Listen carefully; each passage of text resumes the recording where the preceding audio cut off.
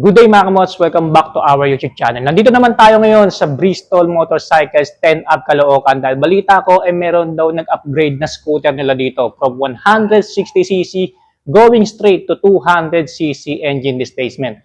At yan na nga po mga kamots, nasa harapan na natin yung pinakabagong Bristol Maxi 200. So sisilipin natin ngayong araw na ito kung ano-ano pa ba yung mga naging pagbabago bukod sa engine displacement ito now from 160cc going to 200cc. Sisilipin na rin natin yung mga bagong features niya. Kaya na huwag na natin patagalin mo na, simulan na natin.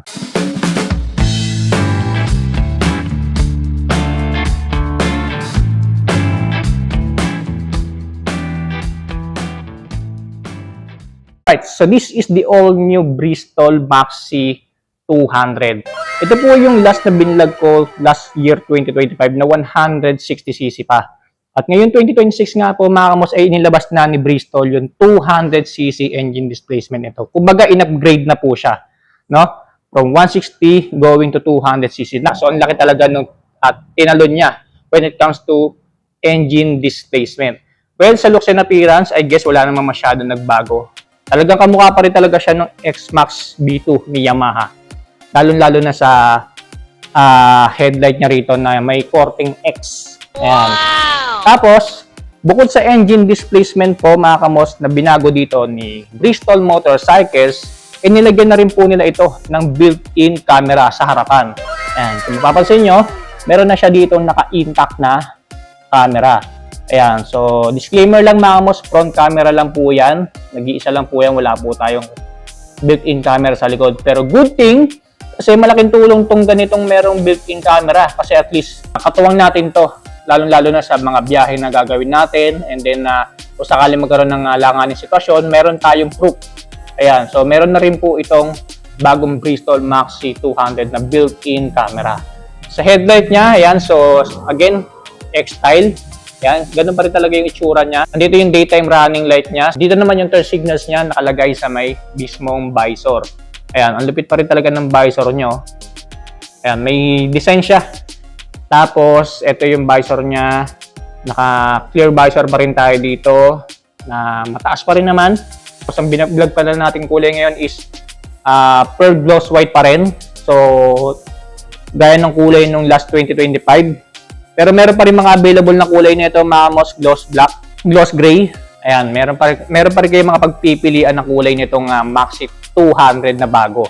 Ayan, so hindi lang siya color white.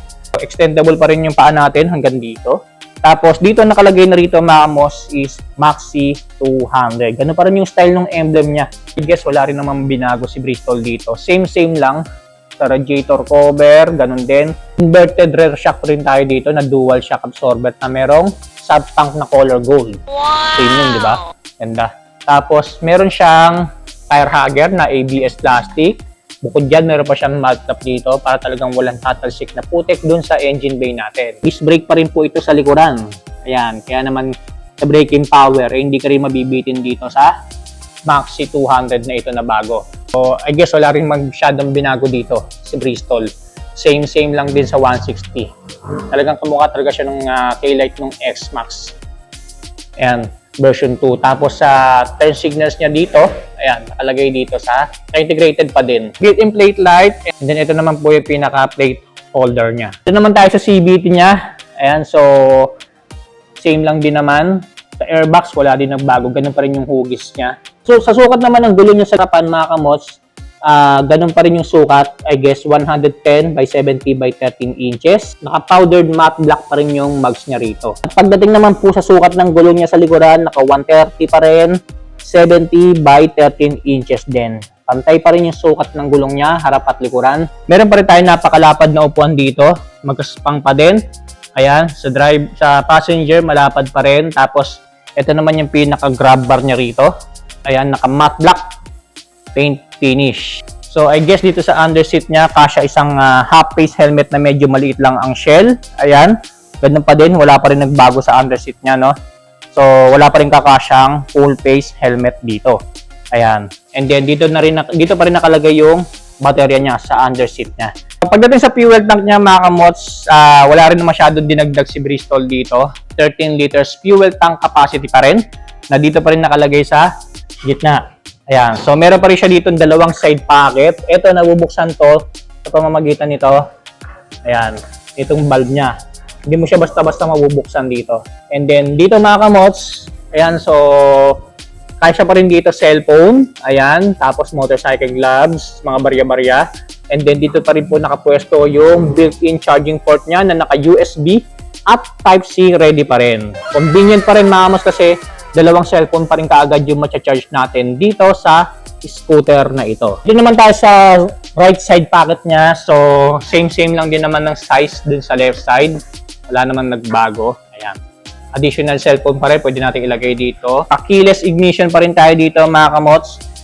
Pero meron pa rin yung option na suksukan siya ng susi. Ito for emergency lang to mga kamots in case na malobat yung battery ng remote nyo. At least meron pa kayong emergency na pambukas. Ayan. Itong scooter na ito na isusok-sok nyo dito sa gitna. Ayan.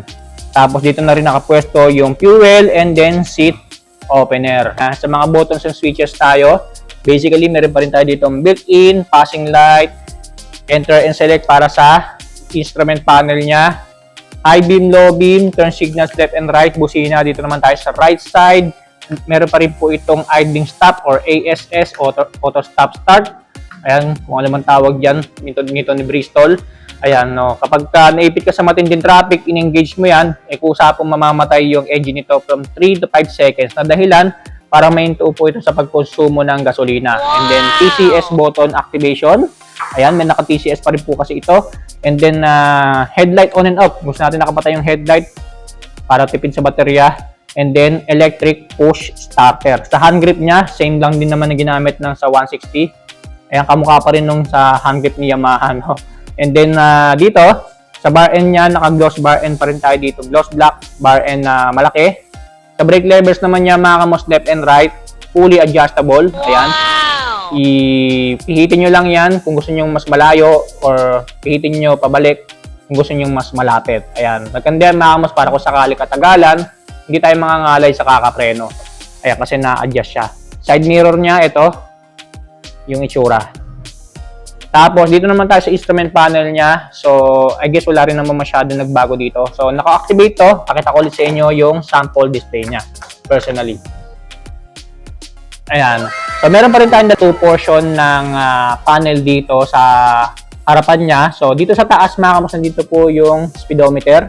And then, fuel gauge, trip meter, and then dito naman sa baba mga kamos yung RPM gauge, and then built-in clock, iba pa mga indicators, ABS indicator, check engine indicator, high beam, low beam.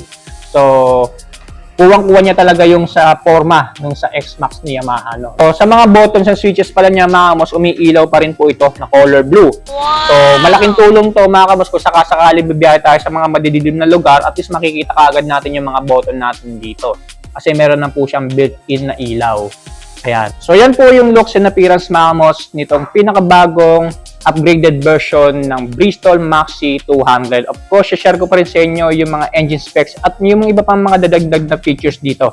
Dito sa scooter na ito, mula po kay Bristol Motorcycles. Ang pinakabagong Bristol Maxi na ito ay meron ng 200cc engine displacement, 4-stroke single cylinder naka-single overhead cam with 4 valves. At dahil upgraded na nga po ang engine nito into a 200cc engine displacement, bahagya pong tumaas ang power nito na meron ng 17.3 HP mula sa 15.8 HP horsepower nito. Habang tumaas din ang Newton meter of torque nito na meron ng 15.5 na mula naman sa 14.7 meter of torque nito nung ito'y 160cc pa. Kaya naman masasabi kong malaki-laki ang tinalon ng power nito at talagang maibibigay nito ang full performance ng scooter na ito. Sa kanyang fuel system, naka-electronic fuel injected pa rin, habang kanyang cooling system, ito po ay naka-liquid cooled. And for the starting system, pinapagana lamang din po ito ng electric push starter. Habang sa kanyang ignition system naman po, ito po ay naka-keyless pa rin. Pero pwede nyo pa rin po itong gamitan ng susi dahil meron po itong kasamang emergency key na isusok-sok mo mismo sa gitna ng bag nito in case na malobat yung battery ng mga remote natin dito. Of course, sa kanyang driving system, naka-continuous variable transmission pa rin. Dito naman naman tayo sa kanyang suspension, sa harapan naka-equip pa rin po ito ng telescopic fork, habang naka-inverted dual shock absorbers pa rin tayo dito with sub-tanks pagdating sa likuran. At para sa kanyang braking system, gaya na nakikita ninyo, pares pa rin pong equipped ng hydraulic disc ang preno nito harap at likuran. Naayon po kay Bristol Motorcycles, meron pa rin po mga safety braking features tulad ng dual channel ABS at traction control system. Para sa iba pa niyang mga features, meron pa rin po itong ASS or auto stop start na kapag inaipit ka sa matinding traffic at inactivate mo nga itong features na ito, ay kusa pong mamamatay ang engine nito from 3 to 5 seconds na dahilan para huminto ito sa pagkonsumo ng gasolina. Naka-dual LCD display na napakaangas nga po ng disenyo. Naka-LED pa rin lahat ng mga ilaw nito mula sa ilaw sa harapan hanggang mga ilaw pagdating sa likuran. At ang pinakabagong nadagdag na features nga po dito sa scooter na ito ay yung built-in front dashcam po niya. Isang napakagandang features nga po na inilagay dito ni Bristol dito sa Maxi 200 na makakatulong sa atin as a rider para magkaroon tayo na kahit papaano proof of evidence na makatutulong sa atin in case sa mga alanganing sitwasyon. At pwede rin natin makapture dito yung mga rides na gagawin natin. And speaking of rides, hindi tayo mangangamba na baka malobat yung mga cellphone natin dito dahil meron pa rin po itong built-in charging ports na naka-USB at Type-C ready na rin po. At para naman po sa kanyang dimensions, meron pa rin po itong overall length na 1,980mm, overall width na 810mm at overall height na 1,080mm. At meron naman po itong seat height na 780mm, habang ang kanyang ground clearance naman po ay 160mm. At ang kabuang bigat naman po nitong scooter na ito mula po kay Bristol ay 197 kg. At yan ang engine specs at iba pang features itong pinakabagong Bristol Maxi 200. Kaya naman alamin na natin ang cash price at installment price nito dito sa Bristol Motorcycles 10 Ave Caloocan as of August 2026. Proceed na tayo sa cash price at installment price po nitong pinakabagong Bristol Maxi 200. Magkano po ba ito dito sa Bristol Motorcycles 10 Ave Caloocan as of August 2026? So para po sa cash price niya mga mods, ito po yung nagkakalaga ng 178,800 pesos. Pero kung sakaling kukunin nyo ito ng cash on the spot mga mods, meron po tayong tinatawag na discount price. So makukuha nyo na lamang po ito for about 158,800 pesos. Available na rin daw pong kunin ito as installment dito sa Bristol Motorcycles 10 Ave Caloocan. Down payment natin dito, total cash out po is 10,320 pesos. All in na po yan mga kamots, na kasama na dyan yung LTO registration. Para naman sa monthly amortization natin dito sa bagong Bristol Maxi 200, sa 12 months po, 17,288 pesos. 24 months, 10,639 pesos. And then 36 months po, 8,422 pesos po ang ating monthly amortization dito sa bagong Bristol Maxi 200. So by the way mga kamos, mabanggit ko lang din na meron po nabibiling crash guard na dedicated para dito sa Bristol Maxi 200. No? So sold po siya separately, mabibili nyo siya separately, no, dito sa Bristol Motorcycles 10 Ave Caloocan. Ayan. So para lang may idea kayo na pwede itong lagyan ng crash guard. Half crash guard lang yun, alam ko kayo mga kamos. So, mabibili niyo po yan dito sa Bristol Motorcycles 10 Ave Caloocan. Kayo na lang makikipag-ugnayan sa kanila kapag kukuha kayo nitong bagong Bristol Maxi 200. So, yan po yung cash price at installment price po mga kamos itong pinakabagong Bristol Maxi 200. So, sa mga gusto mag-upgrade from 160cc engine displacement ng Maxi going here to 200cc na meron na rin pong built-in camera sa harapan. So, message na lang po kayo sa Bristol Motorcycles 10 Ave Caloocan. Ito po yung Facebook page nila para makapag-inquire kayo dyan regarding dito sa Bristol Maxi 200 at sa iba pa mga motor nila dito. Ayan. So bago ko tapusin itong vlog na to, gusto ko magpasalamat unang-una kay Sir Jay and then kay Sir Adrian na nag-assist sa atin para i-vlog itong bagong Bristol Maxi 200. So abangan niyo pa yung mga susunod na motorcycle vlogs natin sa ating YouTube channel. Stay safe, ride safe always.